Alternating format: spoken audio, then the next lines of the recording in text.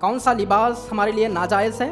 ریشمی لباس۔ ریشم عورتوں کے لیے تو جائز ہے، لیکن مردوں پر ریشم حرام ہے۔ مرد چاہے پورا لباس ریشم کا پہنے یا پھر اپنے لباس میں کچھ حصہ بھی اگر ریشم مرد لگاتا ہے تو اس کے لیے وہ حرام ہے۔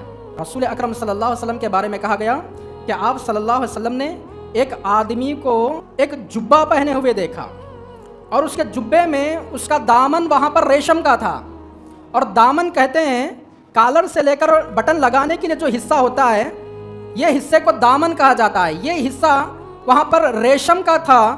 تو آپ صلی اللہ علیہ وسلم نے اس آدمی کو دیکھ کر کہا، آج تم نے دنیا میں اس ریشم کے کپڑے کو پہنا ہے، یہی ریشم کا کپڑا کل قیامت کے دن تمہیں جہنم میں طوق بنا کر پہنایا جائے گا۔